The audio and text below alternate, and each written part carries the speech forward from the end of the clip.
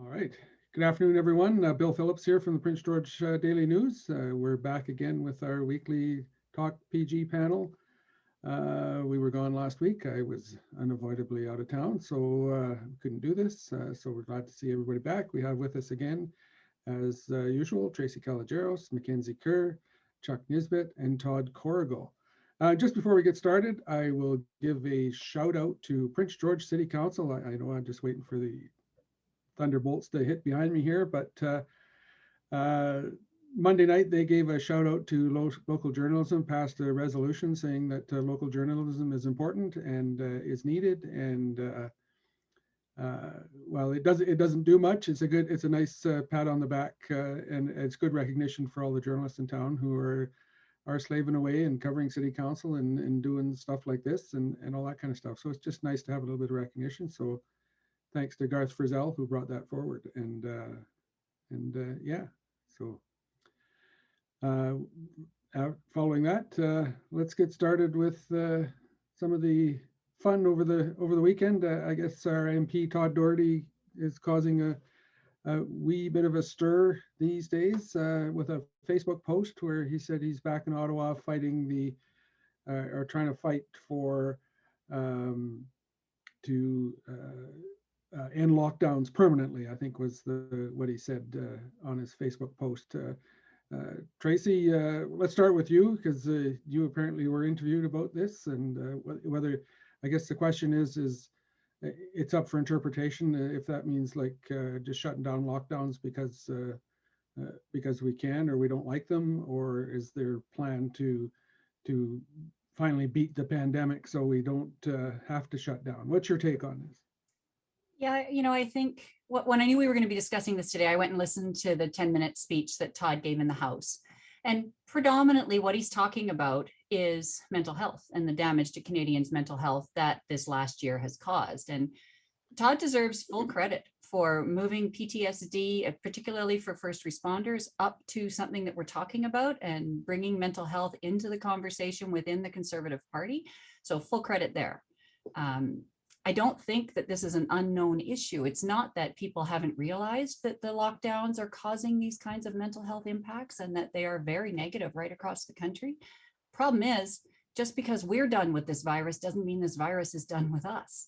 All you have to do is look at the news to see the increases in variants of concern right across the country. And I think what's happening here, coming out of the Conservative convention over the weekend that did not go as I'm certain Mr. O'Toole was hoping, they're looking for a wedge issue, and they're looking for something that's going to allow them to attack during the upcoming federal election, whether that's in the spring or the fall, who knows, but there's no doubt that there will be an election at some point, and so they're looking for ways to differentiate themselves. And I just find it so disappointing, especially after this last year where people of all stripes have been working so diligently together to try and get Canadians through this, to see it politicized at this point when we're right at almost at the finish line. We need to keep people paying attention for the next few months and keep people following the rules and keeping their distance and wearing their masks. And anything right now being politicized around this issue is damaging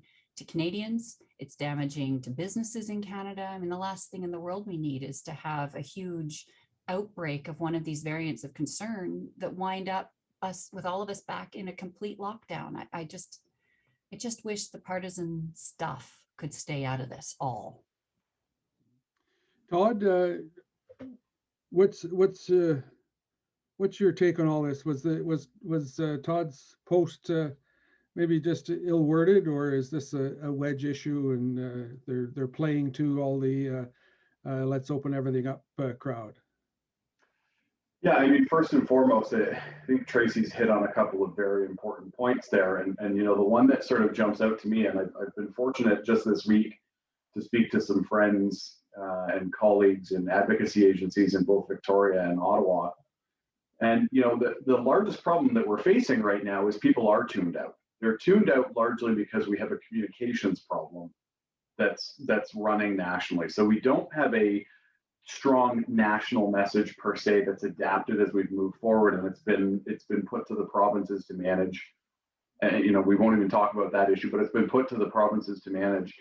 And there's confusing messaging because if we look at Ontario, variants of concern are now outranking original COVID-19 cases on a day-to-day basis.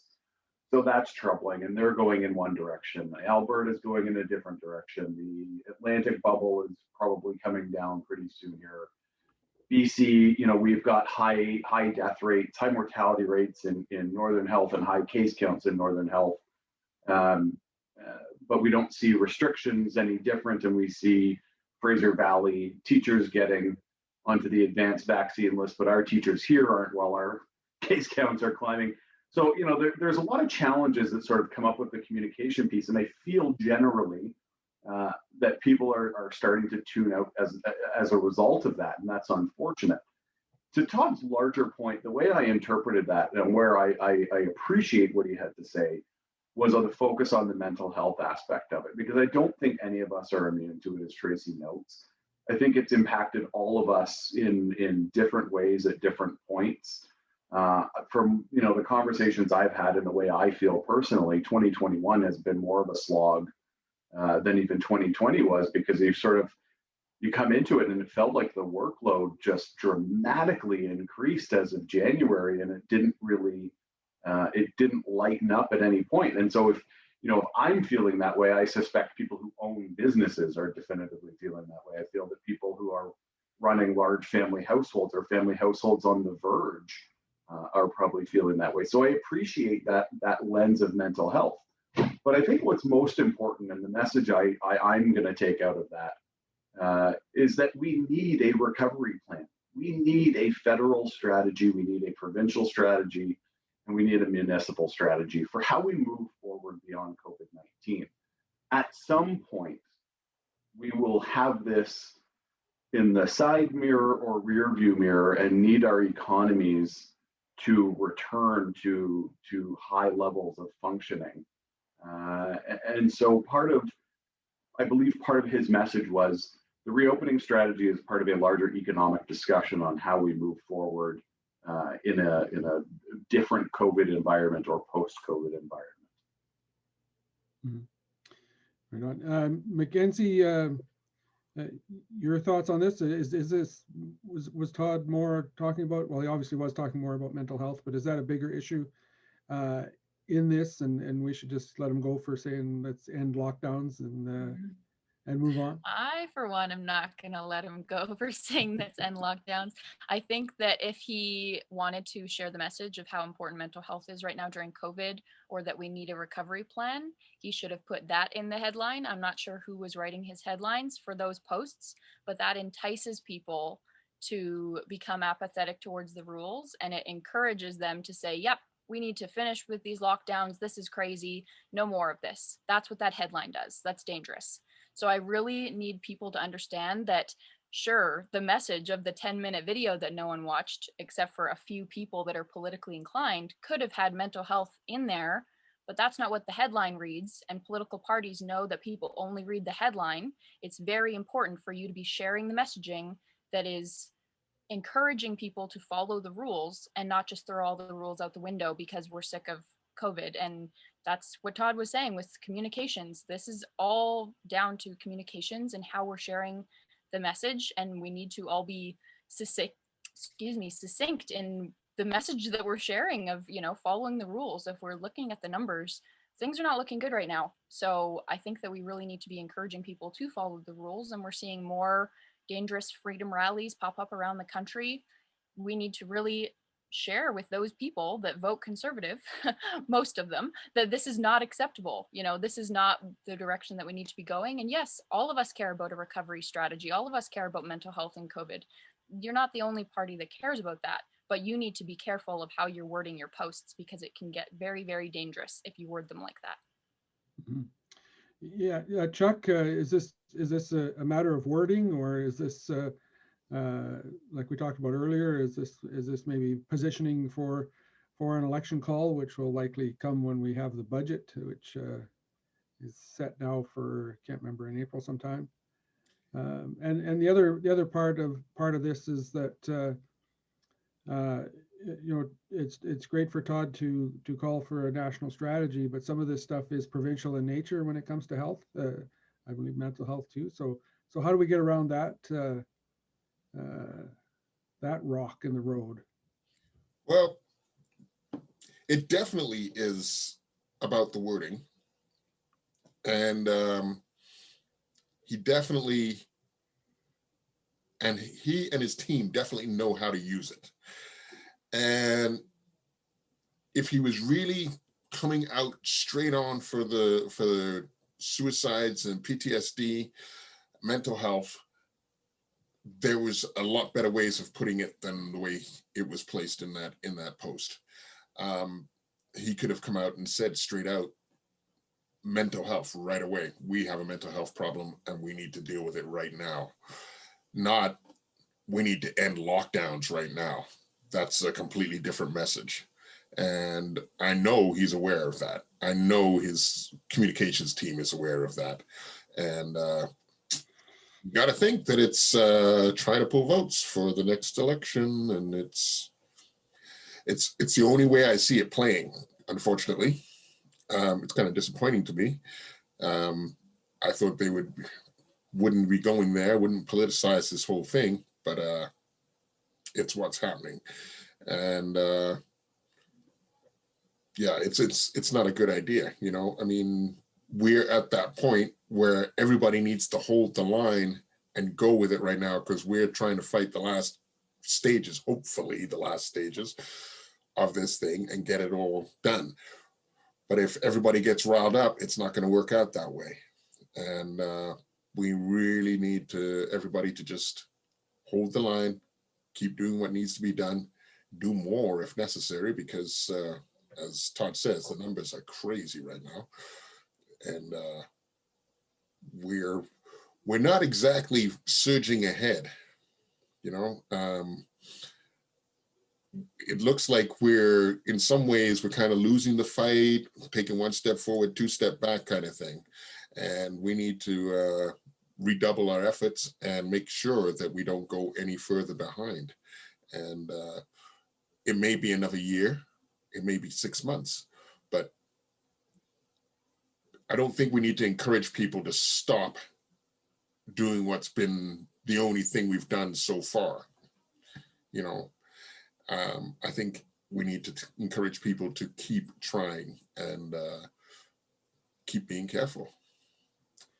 Yeah, I'm reminded of the old joke, or I don't know, maybe it happened somewhere, where somebody running a marathon or something, and he's you know, a couple hundred feet from the finish line, so he doesn't check over his shoulder well enough, so he gets like this, yay, and another guy just zooms right by him and wins the race, right? We're kind of there. You got to keep pushing right through to the very end. We do have a comment from David Reeder, who said he's very tired of the lack of leadership regarding COVID, and we should elect people to offer guidance that makes sense. We just don't have consensus between Ottawa and the provinces. So thanks for the comment, David. That's the jurisdictional issue. When you have It is, healthcare in the hands of the province and the federal government trying to create national strategies, and they differ, you wind up with mixed messages, and then the public's left trying to figure out whom they should be listening to. And it's frustrating. I mean, when you do listen to Todd Doherty's pitch, essentially what he's saying is that he feels that the federal government should be the one responsible for making the decisions on healthcare right across the country. That's not the message he's intending to give, I'm certain of, but that's the message he's giving, because his emphasis is on healthcare and making mental health the central feature of every decision that's being made as we are working through the remainder of this pandemic and into recovery. And the only way to do that consistently is for the federal government to take over healthcare as a national issue. And I can't even imagine what those debates would look like. Mm-hmm. They'd be challenging debates, certainly. And you know, we talked about this months and months ago, about that role of Health Canada and the role of the federal government. But I think too, we have to look at what some of the lasting long-term implications are going to be of COVID. Certainly there's, you know, the unfortunate side effects for those who contracted the virus that are going to have brain fog, you know, lawyers, doctors who will not be able to serve in their professions anymore as a result of some of those implications. But by and large, the mental health side of it too. And, you know, we've seen certainly with youth, there's a higher rate of mental health challenges certainly now in youth than historically, and I suspect part of that is just the willingness to talk about it now and the openness to bring it out. But those are lasting implications, and I think without some federal strategy from a funding perspective, and to Bill's point, we're finally going to see a federal budget, I believe April 19th. Thank God. Something to talk about. It's quite challenging, and I think there's certainly federal strategies around funding for those types of initiatives that could be looked at that no, they'll become hot button debate topics, but maybe not such a hot potato as much as a federal healthcare strategy rollout. I sure hope voters hold politicians and candidates accountable for this, of all parties. Anyone who is politicizing any of these decisions right now really shouldn't be in an elected office. And I don't care what party they're in or what level of government they are in. This is not the time to play party politics. And it's grossing me out. And I know it's grossing out a lot of people. And we haven't even really seen all the ramifications of it yet. Yeah, I think that's one of the downsides of the length that this is all played out. Because when we started, I think all the politicians were willing to put aside a lot of the rancor, if you want to call it, or the rhetoric, and just kind of like, okay, we've got to get this done. And now, as this drags on, we're kind of like seeing them. Well, let's just be critical of something. We got to be, we don't have vaccines. Well, whose fault is that? Well, maybe it's nobody's fault, So you want to talk about us not making vaccines, you got to go back 10 or 15 years to decisions that are being made around trying to control spending at a federal and provincial level because of the push from the taxpayer and the voter to always reduce taxes. But you have to have tax money if you're going to invest in science. And we don't have vaccination or vaccine manufacturing in Canada because of cuts that were made in the 2010s.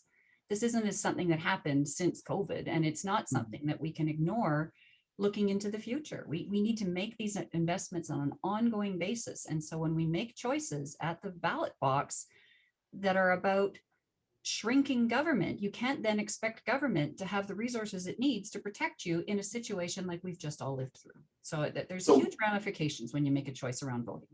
The other side to that point, though, Tracy, and I certainly don't ever disagree with the value of investing in science and having strategic data at the ready for particular cases like this or other instances where there's going to be value behind the information.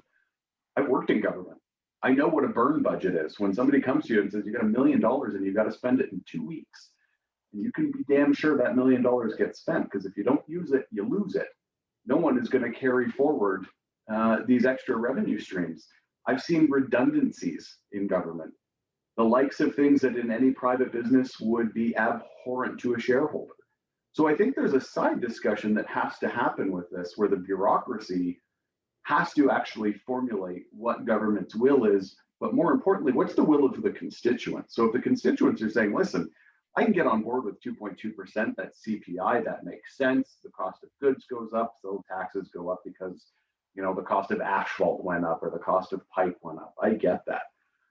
But increase over increase, bureaucracy increase over bureaucracy increase, red tape increase over red tape increase. These are things that need to be monitored and they need to be discussed too. So, and we've had countless discussions around these issues, and I don't think one side is getting it right in any way, shape, or form. But, John Horgan said something at the beginning when it was the Green NDP Alliance 5-ish years ago at this point, where he said, we're going to take ideas from everywhere because there's not a monopoly on good ideas. And for a couple of years that worked.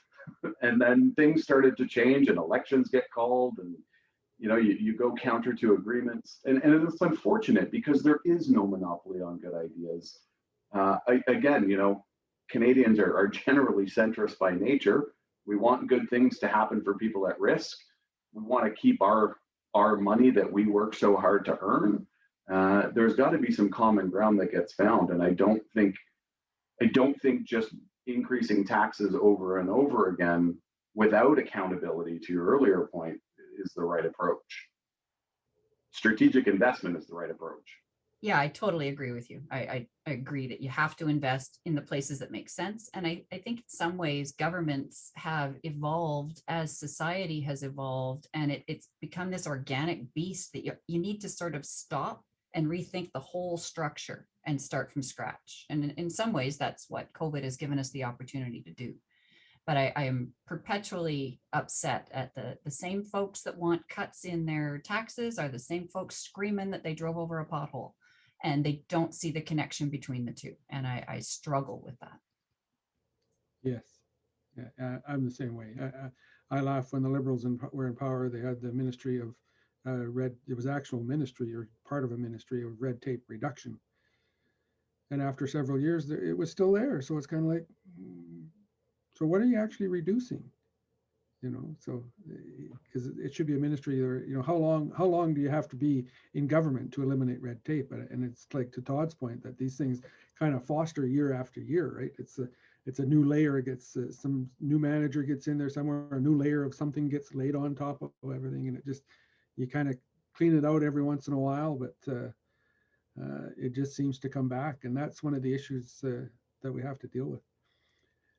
But switching up topics a little bit, we were talking about the Conservatives earlier, and we'll get back to that topic. On the weekend, Aaron O'Toole give the speech, or leader Aaron O'Toole give the speech that he probably needed to give, talking about what the party needs to do to regain power and form a government. And part of that was acknowledging climate change. And then a day later, the membership voted 54% against, or they took out the wording saying that in one of the resolutions saying that climate change is real and basically have to deal with it. So Mackenzie, you've got history with the Green Party. So you guys just kind of shaking your heads over this one, or dancing in the streets that you guys are shooting themselves in the foot? I mean, I just couldn't believe it, but I could believe it on one hand. Like, it's shocking, but it's not shocking at the same time. I know how the Green Party works internally, and I think it's the same with the Conservatives, that the memberships build the policy. And so it doesn't matter if Aaron O'Toole believes in climate change and wants to tackle climate change, unless the entire member or enough people in the membership also want to. So, you know, he made this speech saying that we need to address climate change as real in our policy book, and they voted it down. I'm just wondering what repercussions that's going to have in the future. Are Conservatives that care about climate change going to change their vote? And who's going to vote for them? Or who are they going to vote for? Sorry, because I mean, they're probably not going to vote Liberal. Like, where are these people going to vote? I find it very, I'm trying to pull out my crystal ball and see where those votes are going to go, because a lot of people that I know, that I am friends with, that are Conservative, have said, I couldn't believe that. I pulled my membership. So where are they going to go? And the Liberals, you know, declare a climate emergency one day and buy a pipeline the next day. So to me, that's not climate leadership either. I mean, maybe they'll come green.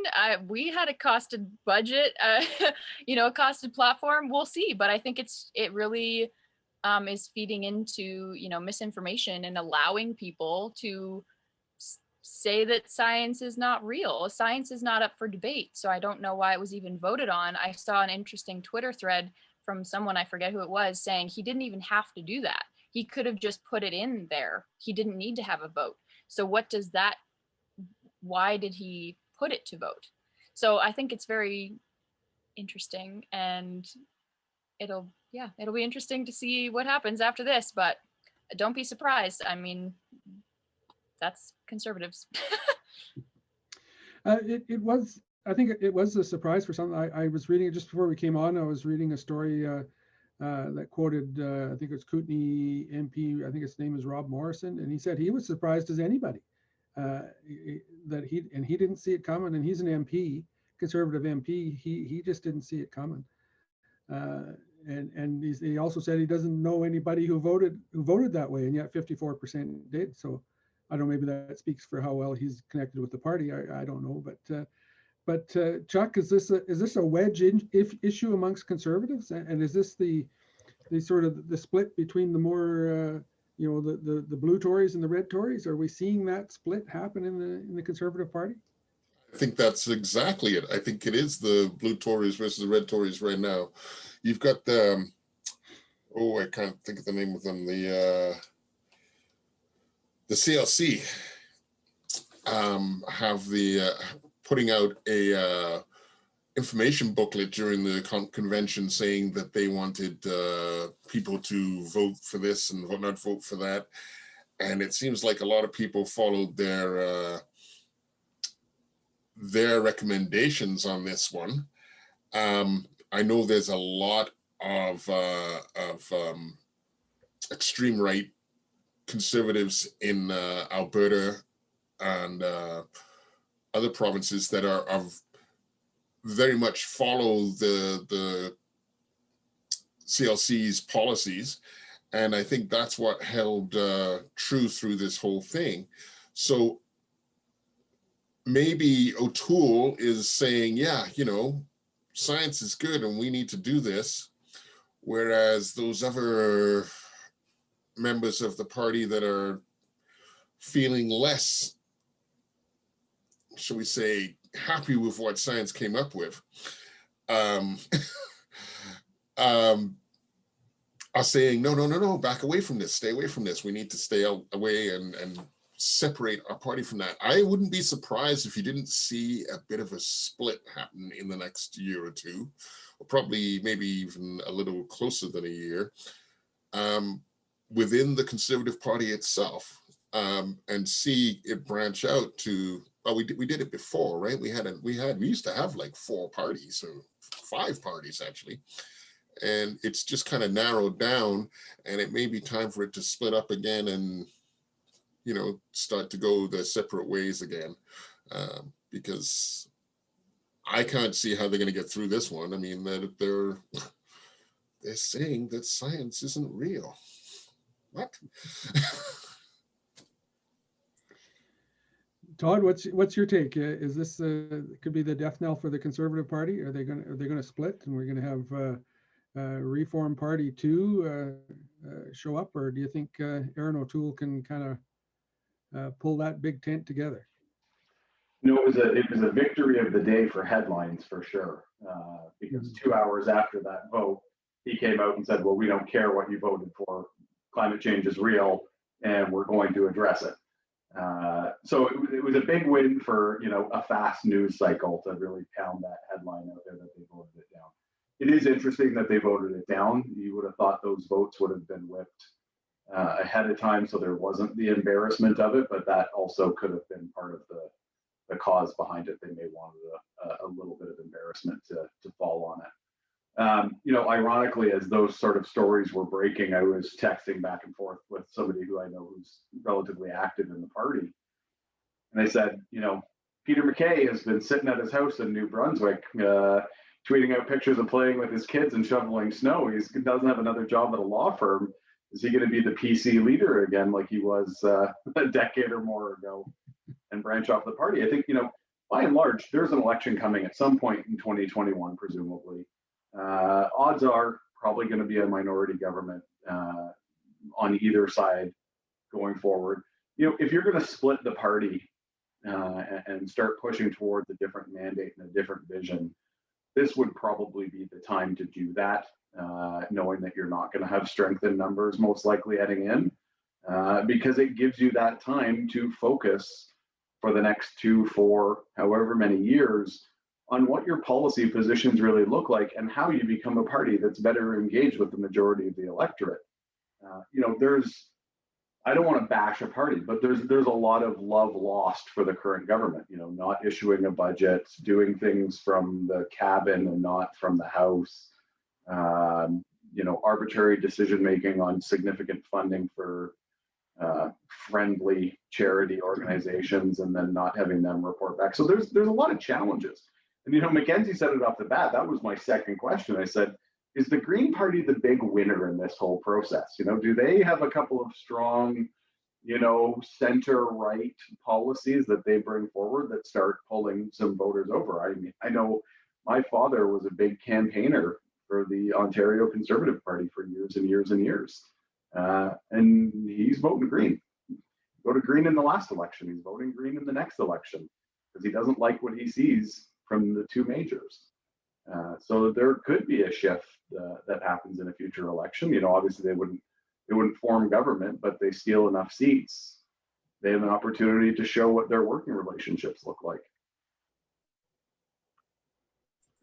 Yeah, you're not Tracy? wrong. A truly progressive conservative party steals votes from the Liberals as well. So when you're starting to 100%. talk about, like if Chuck's right and the party's about to split up again between the social conservative push and the progressive conservative folks, then if the progressive conservative leans hard into that central type position on most issues, there's a lot of disaffected federal Liberals that would also come to a progressive conservative party if they really believed it was a progressive conservative party.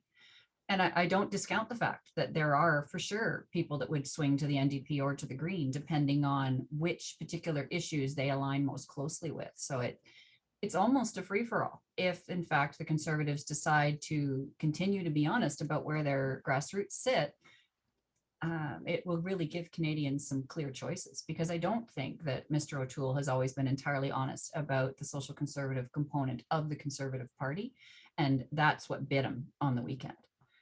And to your point, Todd, to have him follow up with saying, well, I don't really care what you say, I'm the leader, I'm going to make the decisions, that flies in the face of everything that the Conservative Party has been screaming for the last 10 years. So I don't know where they land, but I do think there's a huge opportunity for a centrist party, whether that is the Liberals or the Progressive Conservatives or the Greens or the NDP. Somebody has the opportunity to step up and be that pan-Canadian party. The big tent is necessary, but it doesn't work when you include the fringe.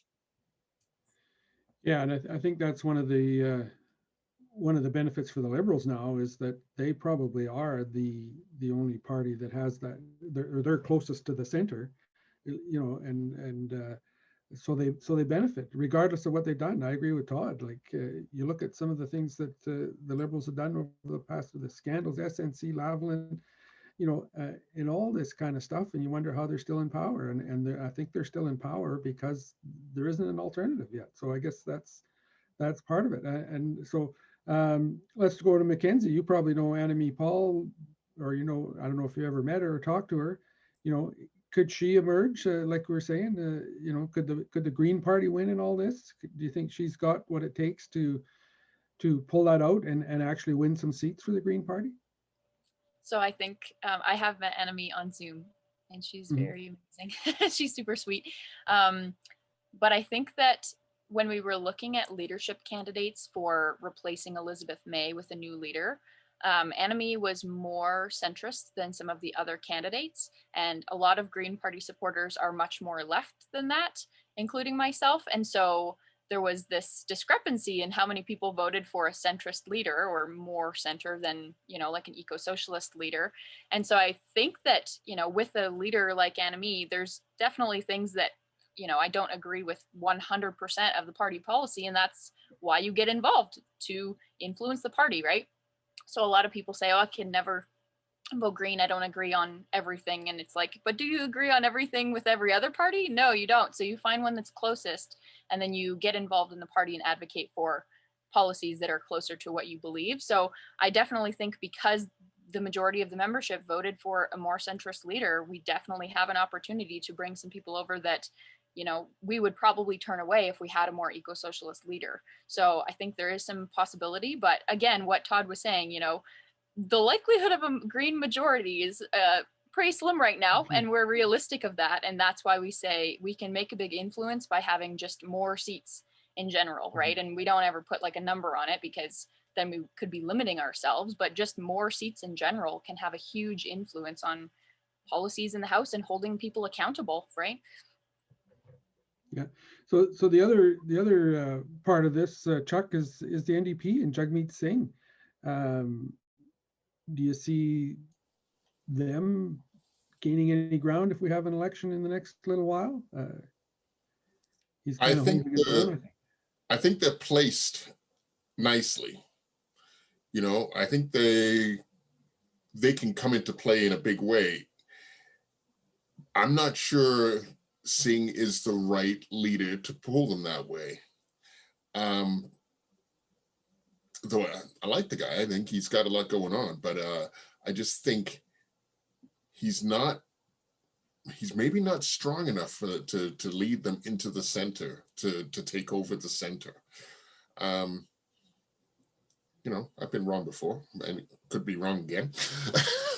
But I think the NDP is kind of the logical choice to pick up the slack here. I really do. I think if you have people leaving a too right conservative party and people trying to find an alternative, a centrist alternative to the Liberal Party, and they're not quite ready to step into the Greens, the NDP is there, and they're quite a strong party already, so they could be ready to pick it up the slack and go and make a run for it. I don't expect them to come out on top in this election, but I think they may get considerably more seats. This election is possibly, maybe, who knows, coming. I think they're going to lose seats. I think they've shifted so much further to the left that they're going to lose some of the people that will be, you know, moving more towards center right, or the Green Party, which is, we don't know. You know, there's certainly some very left policies, and there's certainly some center right policies that come from the Greens. So yeah, I think Singh is an interesting character. I think he's incredibly charismatic. But if I draw a comparison against the most successful NDP leader, Jack Layton, I don't think he has that level of charisma and that level of just knife in the side dig, can really kind of get up there and deliver some messaging in a very powerful and emotive way. But I think Singh has captured an audience, and that audience, if they can mobilize them, will vote. But I'm not convinced that they'll get those votes. I think they're going to lose some ground. I think it's a pretty much foregone conclusion that the Liberals stay in power. I mean, I realize that there's going to be challengers and there will be lots of clutching of pearls, but the fact of the matter is the Liberals haven't done a terrible job with the support of the other parties as they've worked through this. And I think the fact that we've been in a minority government right now has actually been a really good thing for developing programs and plans and policies to get Canadians and Canadian businesses through this. I mean, I just keep talking to colleagues internationally in the Science Centre and Museum world, and everybody worldwide, with the notable exception of New Zealand, is jealous of the level of support that we have received across Canada from our government. And I think the Liberals get bashed hard, and in some cases rightly so. I'm certainly not claiming that they're perfect by any stretch. I think there's lots they could do differently. However, I think in a minority government situation where everybody is working together, we've done all right with Trudeau and the Liberals in the seat of power right now. And I think most Canadians feel generally that way. So I don't know, we can talk about the partisan divisiveness all we want, but when it comes right back to it, we're still in the middle of a worldwide pandemic, and we're doing pretty good here in Canada in terms of keeping hearth and home together. The Liberals do deserve some credit for that. I think they do deserve some credit. I think the supports have gone in the right direction. I think they've listened to organizations that may otherwise be seen as more friendly to other parties. I think they've rolled out some programs that have been highly successful. The challenge is the budget. We haven't seen a budget. We don't know what the outcomes look like.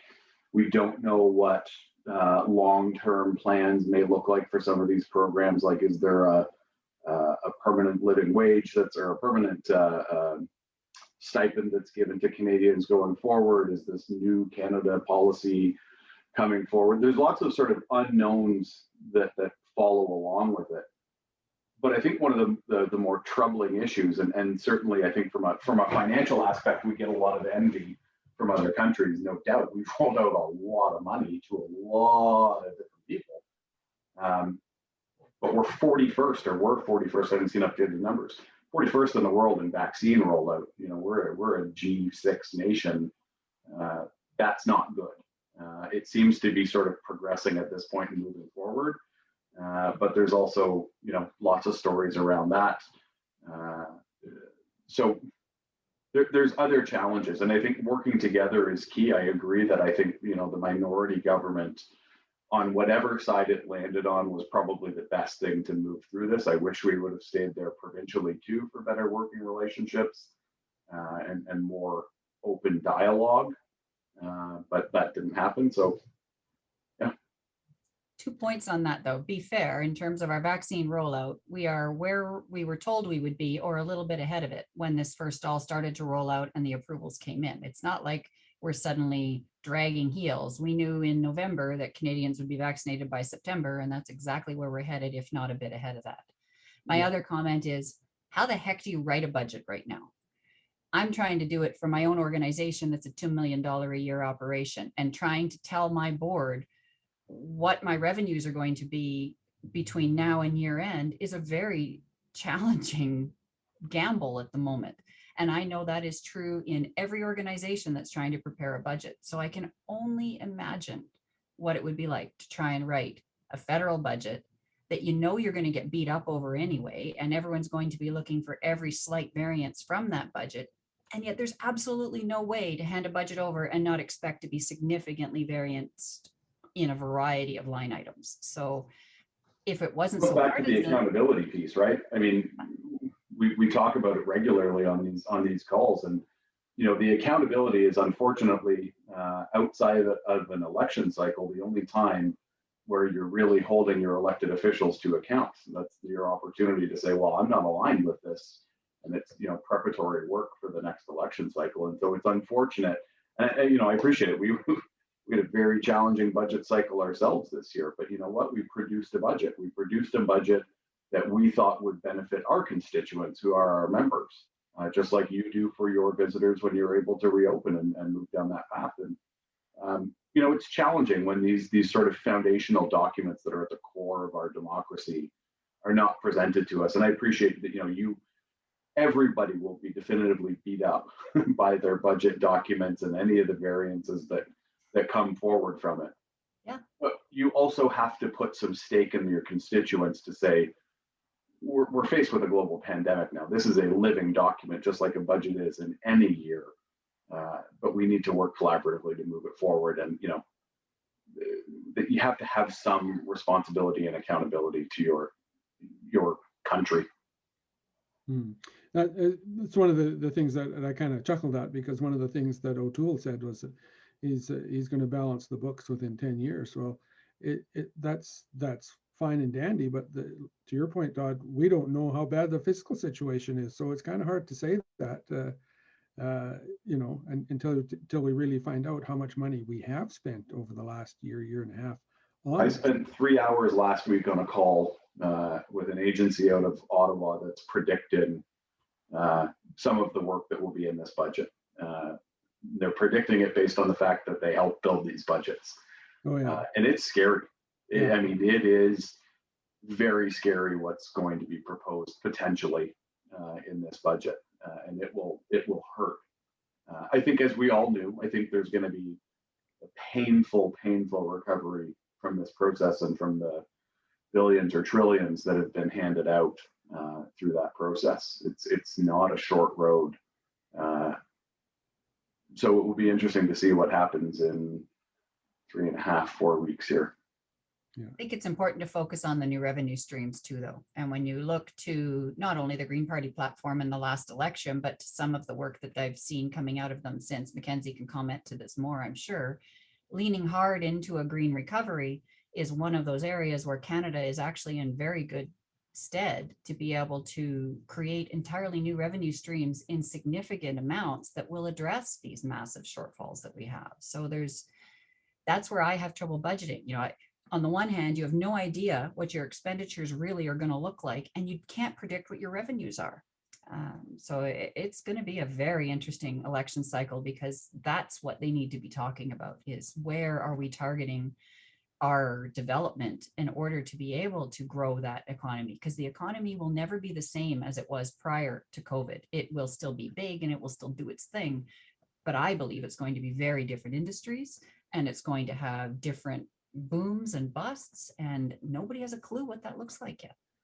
Well, and that's a really interesting piece to me from the outside, sort of looking in and thinking about where new industry is and how new industry is created. And we look at the desire for more and more people to leave large city centers, where a spread of a communicable disease is at a much higher rate, because you're in a 20-story condo and touching the same elevator button as 150 other people 8 times a day. So if the migration patterns are truly coming to more rural areas that have urban amenities, and we have so much available land, for example, if we were looking at, from a green recovery standpoint, a solar plant in Prince George, I guarantee you could find the assets and experience in the lower mainland, and probably in other places like Prince George around the north. You're going to get the land cheaper here. You're going to get it serviced cheaper here. Your employees are going to get a better cost of living here.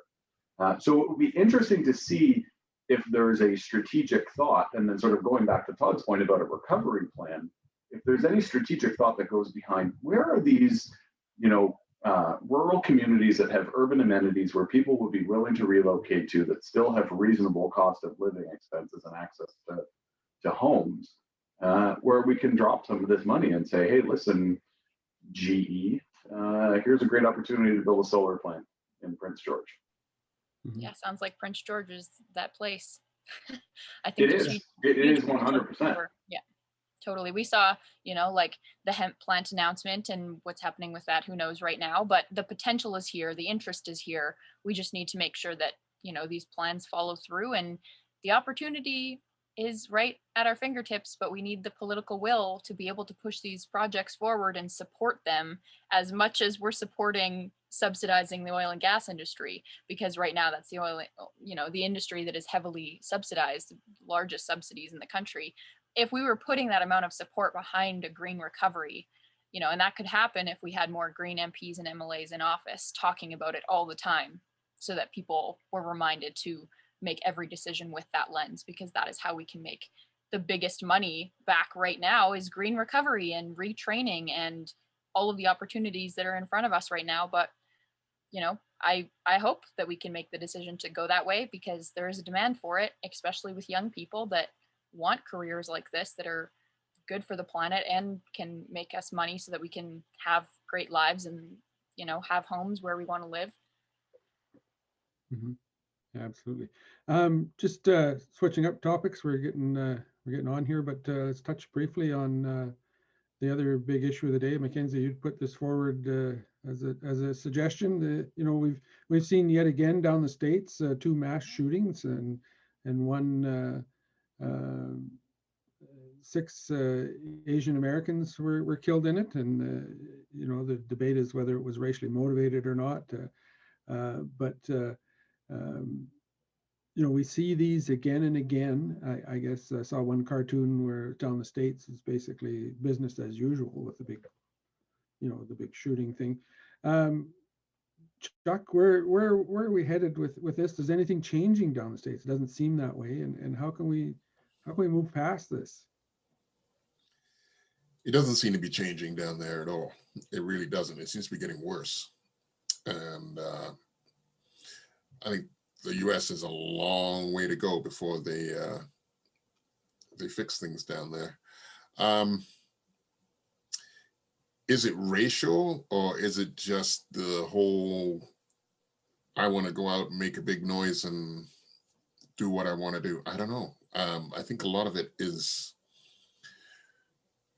people down there that are just want attention. I think a lot of it is attention seeking. I think a lot of it is trying to push their points across in some extreme way. some of the things I've read about the motivations behind these shooters are just bizarre. I don't understand how they could actually feel like shooting a bunch of people is going to advance their thoughts. But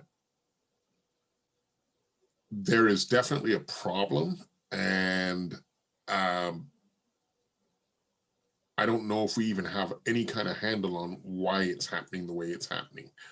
You know, there's definitely some racial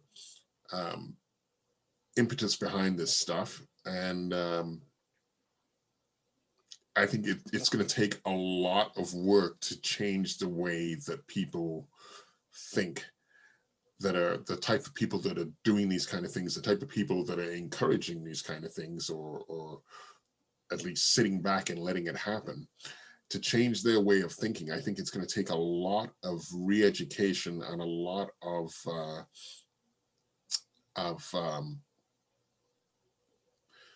it's just going to take work. It's just going to take a lot of work to get people to think differently. It's really, really sad that, you know, they can go 1 week going, we have to attack the blacks because, you know, the blacks are getting too much attention right now, and people are saying that there's too much problems with the blacks, or they're having too many problems. We will attack them and tell them no, that we don't need them. And then the next week they'll go, well, yeah, you know, the Asians caused this whole vaccine and we need to go and get them. There's a very strange mindset that allows that to happen, that sinks into that. And I know there's groups that are in the States that are looking into it and trying to analyze where these people come from and how they develop into the way they are. But a lot more work needs to be done. A lot more resources need to be put behind stopping this from happening, because I mean, you're getting 2 in a day now. Like, come on, this is ridiculous. You know, and it can be anywhere from what 6 to 30, 40, 50 people in these things, and they're happening, you know, every few days. It's ridiculous. It's absolutely crazy. And I don't think anywhere else in the world allows this kind of thing to happen like the US does. Not in the numbers, not in the percentages of population. And we've got to discover why it happens there and put it into it. There's something very, very wrong down there. Mm-hmm.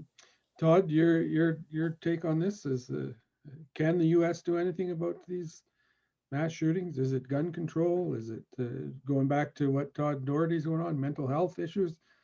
How do we tackle this, or how does the states tackle it? Thankfully, I don't live in the States. Thankfully, I'm not an elected official. In the States, we talk about partisan lines. I mean, holy geez, it's crazy. I don't mean to sound obtuse about the issue. I purposefully have not been following U.S. news the last little bit after 4 years or 5 years of the Orange Man dominating our news cycle. I'm sort of tuning it out. So I don't know much information. I know there was the first one in Florida, I believe the massage parlors, predominantly Asian targets. I haven't seen sort of any more information about it. But, you know, is there a solution to the problem? Well, yeah, but it's going to require all of their government working together at all levels to really change the laws. You know, you mentioned mental health, and you look at the sheer volume of people that live in the U.S. versus Canada. I mean, you can go to Vancouver or Calgary or Toronto and be like, holy geez, it's really busy here. You know, you could multiply that by hundreds of thousands when you go to U.S. cities. So one has to believe when there's that many more people, the problems are that much larger. The level of mental health challenges are that much larger. So I do think that significantly plays a role in it. I think you've seen lots of cases over the years where, you know, I think about this Toronto one recently, the guy who ran the van through people in North York near my parents' house. It scared the bejesus out of me because that's an area that they frequent. And he said it was because he was incel, involuntarily celibate, and he wanted to exact his revenge. I mean, this is absurd. This is absolutely crazy. These are not reasons. These are people who need help. So the solution to the problem is across party lines down in the U.S. Most definitely. It looks like the NRA might be petering off a little bit here and having some legal problems, but there's another organization that's cropping up right behind them that's going to have the same level of funding, that's going to have the same level of influence with Congress and the Senate, that will be pushing a favorable agenda to allow guns for all. So, to Chuck's point, this is not a short process. This is a very, very long process for them, because they need to start getting some money out of their political system. Yeah. Mackenzie, your thoughts on what's transpired down there? Sure, I'll try and make it quick because we're coming up on an hour here, but Yeah, I just really wanted to bring it up because it's important to talk about. And, we saw it happen just a couple days ago, both of these mass shootings. And I mean, the answer is gun control. They don't have any regulations in the States. So that is the answer. In Canada, you have to have, extensive background checks and all of these things. And they don't have any of that in the States. And that's how people like these white supremacists get guns. I mean, I don't understand how that's not, 2 and 2 equals 4. But the problem is, look how many people voted for Trump. All of these people, that's half the population almost, want to keep their guns and will do anything to keep them. We look at how many people attended the insurrection. This is a deeper societal issue, and we need to address it and talk about it. And if we, just like turn off our phones and don't want to look at the news, which I totally get that, Todd, sometimes I have to check out too, we're never going to change it. And we have to acknowledge that it's also in Canada as well. We see these things happen, and we see that, white supremacy and everything that is happening right now with, like the Wexit and the PPC and political parties that have these ideologies are dangerous, and it's in Canada as well. We see the Nazi marches, white supremacy marches, freedom rallies in Alberta, Canada. It's here too. So we need to address it and talk about how dangerous it is and what we can do to change that. Okay, I think if we're last word to talking you, about Tracy. mass shootings, though, we're talking about men. It's not women that are taking the guns out. And white men. Well, it isn't all white men that are killing multiple people. It is largely white men that are doing the shooting. But I really think that this circles back to education. And it's about educating boys when they're young. You can see it in the debate around school dress codes. And why should girls not be able to wear a tank top because it makes a boy feel funny? Well, teach the boy not to rape. And it's very similar with what we're talking about here in mass killings. Sure, gun control is a piece of it. Politics are a piece of it, but this is a long game. And it is about teaching babies born today that the other is not scary, that we are all in this together, that you have to have open and free conversations with people who differ from your point of view. And 4 years of Trump absolutely drew all of this to a head, and it has caused the violence to increase. But it's men that we're talking about. And by claiming that it's the 5 million NRA members, or it's the white guy who wants his gun, it isn't just that. It's broad societal views and a male sense of entitlement. And I don't mean that every man feels that way, but when you start to look at who it is that's doing the shooting and where the killings are coming from, it's men. And that, I think, is the root of the problem. We're not raising men to be whole beings. They're being raised in a way that leaves them feeling threatened in this moment of change in society. And the lashing out that you're seeing is resulting in bloodshed. That's my view on it anyway. There you go. And on that note, we're up to an hour. So thanks to Tracy, Mackenzie, Chuck, and Todd for participating again, and everybody out there who's taken some time to watch today. We will be back again next week.